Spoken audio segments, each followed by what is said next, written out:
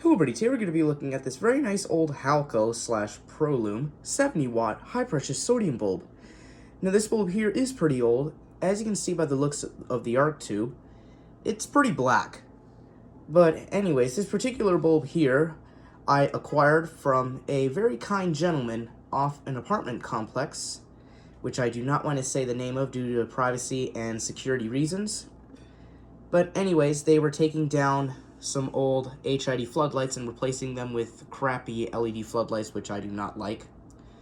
But anywho, the gentleman was very kind enough to give us the old fixtures and let us keep them for like a little fortune of history of, street lighting and stuff. But anyways, this was the bulb that came in a floodlight, and I do believe it cycles, so maybe see that happen here. So let's go ahead and look at the lamp etch, not waste any more time, and see what makes up this lamp. So here's our company name, which is Halco, ProLume, whatever you want to call it. I do believe I have made a video of this bulb in the past. However, the bulb that I did the video on wasn't cycling, so this one here is a cycler, so I believe this one is going to be, of course, different. So, of course, Halco, ProLume, our company brand. And then, of course, we have our bulb code or description, LU70, meaning 70 watts, Lumalux 70. And then our base type is medium, which is the E26 standard base for like an incandescent bulb.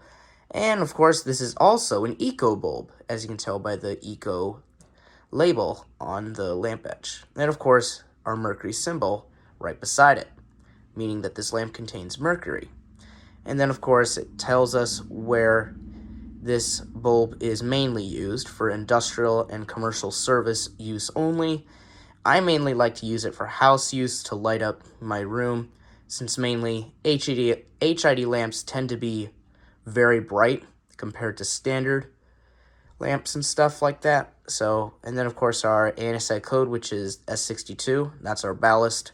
I don't know what the SN142 means, but if anybody knows, don't hesitate to put it in the comments section below.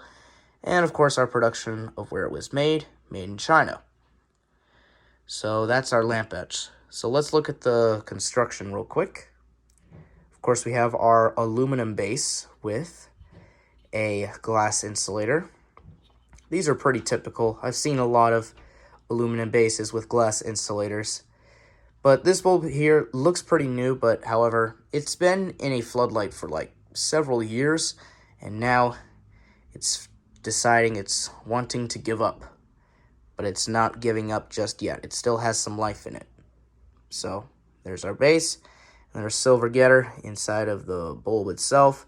That's to maintain the vacuum of the lamp. And then, of course, we have our stem and our vacuum tube right there to keep it all sealed. And then, of course, we have our wires that go to the arc tube. There's that. And then, of course, we have our filter right there. And then, of course, top of the arc tube and our dimple to give it some extra support while installing the lamp. And then, of course, our arc tube, which is our source of light. As you can see, pretty black, and a lot of sodium has leaked out of the arc tube because you can see a bit of leakage on the outer glass of the bulb. So this bulb still does work, but it won't sustain an arc for very long, and you'll see what I mean in a few moments. So I'm going to give you some specifications of this lamp, and then we'll turn it on and we'll watch it cycle. So this lamp produces 6,300 lumens, fairly bright. And our lifetime on the lamp is 24,000 hours. Our color temperature is warm white, but it's actually orange. But that's not going to be the case since I've tested this lamp before, and it actually gives off a mercury vapor color, like in a mercury vapor bulb. So, and of course our base is medium. There are mogul-based versions of this lamp as well, but I haven't found a cycling version of a mogul-based lamp yet, but eventually I'll find one within the next 10 years. So I believe that is that. So I am going to go ahead and put this lamp in my fixture, and then we will turn it on. So again, this is a cycling high pressure sodium bulb, and it won't stay on for long, but it does work still. So we'll put it in our little test fixture here. The fixture I'm using this lamp on is my Hubble Lighting 70-watt high-pressure sodium floodlight, which I got at the Restore for $10 in Tempe, Arizona in October of 2019. The reason I'm using this is because it has a nice noisy ballast, and I tend to like loud buzzing fixtures. And whenever they sell one at a store, I tend to buy it. So, yep, there it is. There's the label. That's customized. So, anywho, I'm going to set the camera right here so we can get a nice close-up view of the arc tube and the whole lamp itself. Very nice. So, with that said, I believe it is time for our lamp test. So, now, enough of me talking. Let's flick this thing on and watch it cycle. Here goes nothing.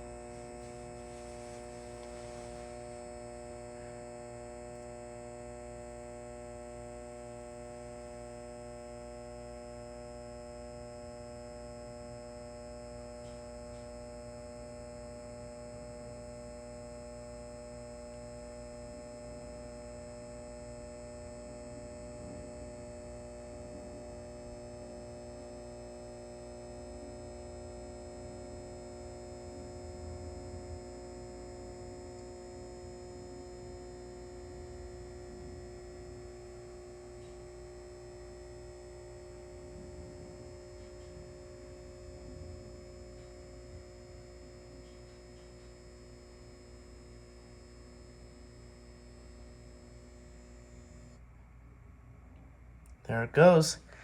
So as you just saw, you may notice near the end of when it's about to go out, you noticed on the camera that the wavelengths were starting to slow down. And the ballast, as you heard, was starting to get quiet. It started off really loud, and then as the lamp started to die, or, extinguish the arc, it actually started to basically, weaken. The wavelengths on the camera started to expand and weaken, and the ballast was starting to decrease its noise level, and that tells me that the lamp is going to extinguish. And of course, as you can tell right now, it is trying to restrike and reform the arc again. So we'll get a close-up view of that. So as you can see right now, it still is producing an orange color, but like 95% of its sodium leaked out of the arc tube. There's like about only 5% of sodium left inside the arc tube. So that's why it's still producing the orange-yellow color that we all lighting enthusiasts love when traveling on the streets. So right now, as you can see, it is... Wow, that was fast. So we'll watch this lamp cycle a couple more times and then we'll end the video there. So watch closely of the wavelengths on the camera and listen closely to the ballast. So the ballast is still somewhat noisy, meaning that this lamp still is going to be turning on and keeping itself on.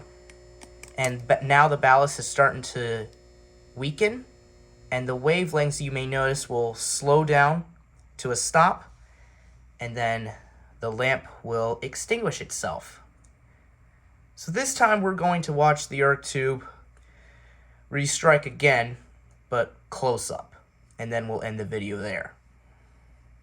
So The way cycling high-pressure sodium lamps occur is that when these lamps age over time, the arc requires more voltage from the ballast. And once it gets too old, the lamp will basically require more voltage for the arc to sustain, and the ballast has a limit on how much voltage it can put out to keep the arc sustained.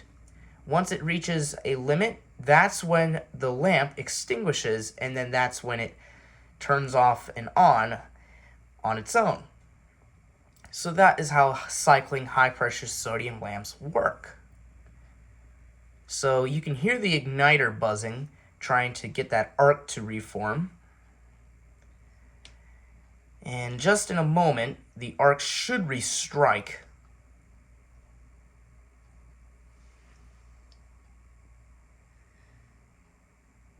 Any second now, it should turn back on.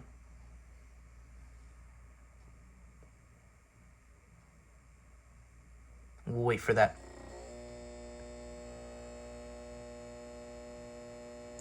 And to be honest, I honestly like the sound of the ballast that this fixture puts out.